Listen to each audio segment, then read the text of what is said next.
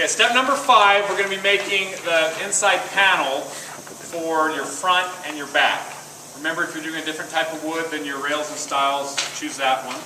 I've already done the first few parts just to save some time. This is stuff you guys already know how to do, just a reminder. It's asking you to glue up a panel that's 20 inches wide, 20 inches long. If you go a little bit bigger than that, more than 20, that's fine. If we just want to go about 20 inches wide, 20 inches long, you're going to have to get some boards, cut them all down, joint the edges on every board. Another reminder on the end grain, we want to alternate the end grain if possible. You don't want them all to be U, or rainbow, rainbow, rainbow, rainbow. We want to try to alternate those if possible. Now the most important is looks, right? So if you alternate your board and it ends up being the ugly face out, flip it back over, but as best you can, arrange it, best looks, try to get that end grain alternating. Glue those together, let those dry. I've already done that for us. Scrape the glue off, we're ready to go. Next, on our blue paper, it says, I'm on number 7. It says, use the planer to plane your board down to 13/16 of an inch. You guys know how to use the planer, but I just want to make sure you guys understand. Anytime you're planing a large panel, lots of boards glued up, it's kind of rough on the planer. You can't take off a ton at a time. Instead of doing a full 16th inch turn on that wheel, I want you to actually just do a half of a turn, which is going to be a 32nd of an inch. So you're not taking off very much at a time. If you take off too much, take off way too much, it's going to break my planer or just wear it down too much. So, also, when you glue these together, if some of the boards aren't flush, one sticks up a little bit, figure out the thickness at the thickest part of your panel. And that's what we want to go off of. So if I measure mine, I'm about 15/16 inch thick for my boards, but one of my boards does stick up just a little bit on that, close to 1 inch. So I'm going to start off about 1 inch. I can maybe go 15/16, but again, start wherever the thickest part of your board is at. You're going to have to measure different parts to find out the thickest part. So we're going to get this set at 15/16. We'll open that up. I went too far. There's 1 1/16. There's 1 inch. There's 15/16. So that's where I'm going to start. Make sure you have the dust collection turned on when you do this. Turn that on here. Now because it's such a wide panel, like I said, it's going to have a hard time. Sometimes you have to push another board behind it and all that. Get it turned on here. Go with the grain when you're sending this through. Grab it, pull it through.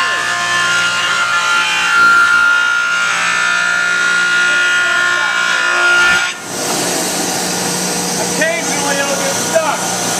Don't try to grab on it and pull on it. This thing sometimes twists sideways and I don't want your finger to get caught here.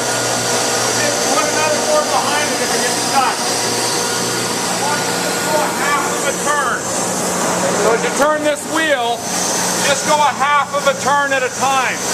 Don't go more than that half. It's just too much for it. I'm going to flip it over, send it again, and just do this process until you get down.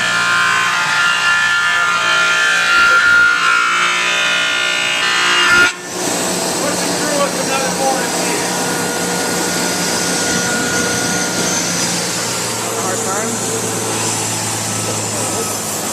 Okay, do that process until you get down to 13/16 of an inch.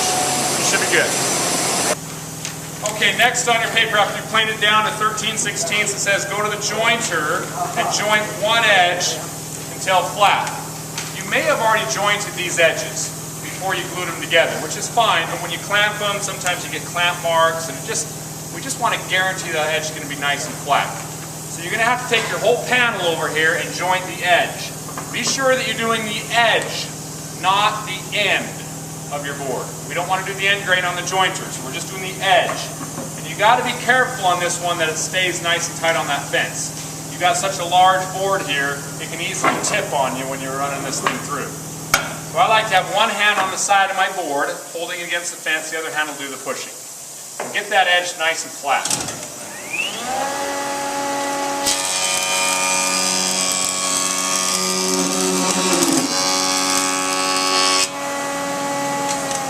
One or two passes should be plenty, enough that you can at least get that edge nice and flat.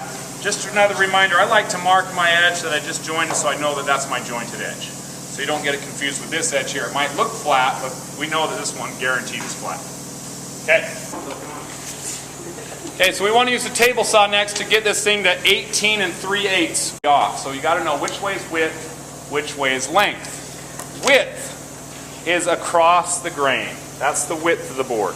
It doesn't matter the size of the board.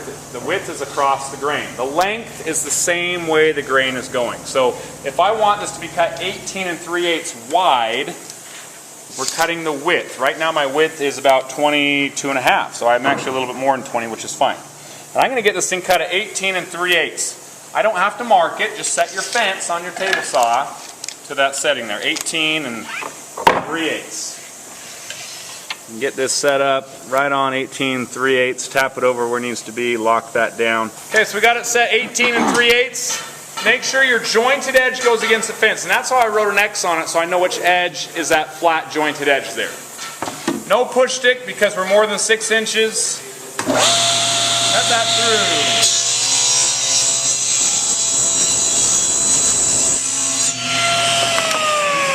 Next, it just says go over to the panel saw, trim one end of your board flat, cut off a 1/4 inch off, and then we're going to go back to the table saw and cut this to the right length. Remember the panel saw, we're just trimming off just a little bit down one end of our board to clean this end up where these stick out a little bit. Come back to the table saw and we're going to do a cross cut and cut it to the correct length. So head over to the panel saw. Just trim off a little bit, not too much. Hold that board nice and tight. Get those handles in. Okay, on the table saw now, we've already trimmed one end flat on the panel saw. Now it says cut it, cross cut it to 8.5 inches long. We need 2 of these 8.5 inches long. So just set your fence to 8.5. Lock that down. Go ahead and cut this twice. We're doing a cross cut on the table saw. Remember, across the grain here. You do not have to use a push stick because you're more than 6 inches. Get 2 of these things out of that panel. Okay, once you have both your panels cut down to size on the table saw, you flip your paper over on the back side. Number 12, it talks about if you want to do a carving into one of your panels, you have to do this before going on to the next step. I will allow you to do a carving on your storage chest on one section of it. Most people choose to do the front of their chest for their carving. I'll also let you do possibly the top if you want to do something there. If you want to do more than one carving, that's fine, but you have to come before or after school to do that because it takes some time. But I will allow you guys to do at least one section of your storage chest carved. Now I'm going to go ahead and do one carving on one of my boards here, so I'm going to set that aside. And then my other one, I'm not going to do a carving on, so I'm going to go ahead and go on with that one. It says we want to mark an X on your best looking face. So as you take both these boards, you can look at both faces and see which face you like the best. I'm going to go ahead and mark an X on that side. I like that one better. And then you're just going to run this through that shaper table, the panel cutter on the shaper table. All 4 edges all the way around. You want to start with your end grain, the part that shows the rings of the tree. So remember the end grain there. Do that one first. And then we'll go ahead and get all the edges as well. So we're going to head over to the shaper table. Just a reminder on the panel cutter, make sure you have your push stick ready to go, close.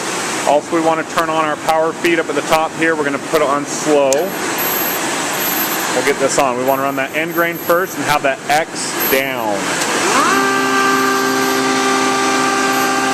X down.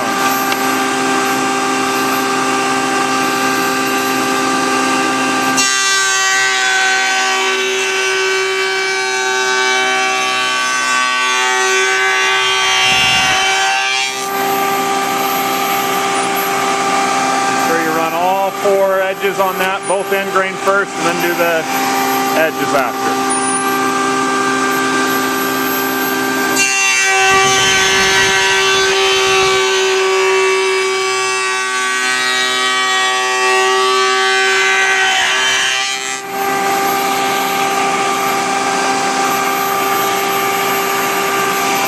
These edges, you probably don't have to use a push stick because it does hang out quite a bit.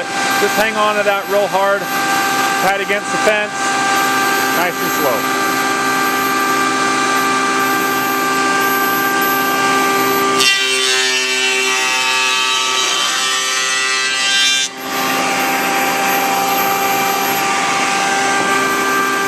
that X down every time.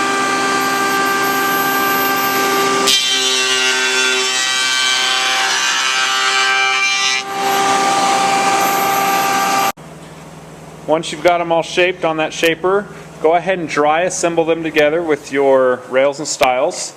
Just fit it in there and make sure everything fits nice and tight. Again, I'm not doing this panel yet because I'm going to do a carving on that. Now when I get the carving done, I'm going to go ahead and do the shaper on it and then assemble that with this one as well. But we can go ahead and get this one going because I'm waiting for that carving to be done. Dry assemble first, make sure it fits. If it does fit, then we can go ahead and glue it. Again, remember, you're only gluing where the rails and stiles meet together. Don't glue the whole panel inside there as well. So only glue the rails and stiles, not the panel. Get some bar clamps on there, clamp it up at least 30 minutes, and you should be good to go.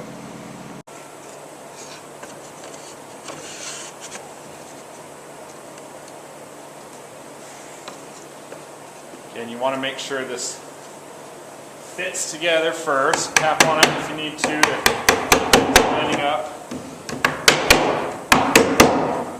Once it fits, go ahead and we'll take off the stile. Get some glue on the ends there, just a little bit, and then we'll glue this and clamp it together. When your other one's done, if you're doing a carving, you want to do the same thing, glue and clamp it together. If you're not doing a carving, you can go ahead and just get both panels glued up just how they are. That stile back on there. Flip it around, we'll get the other side.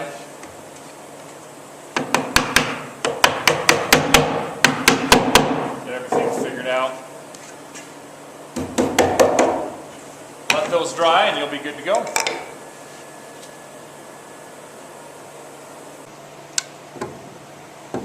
Just another reminder, after you get it all clamped, if you got any glue squeezing out, wipe up all that wet glue, especially in these corners here. You want to try to get that out the best you can before it dries.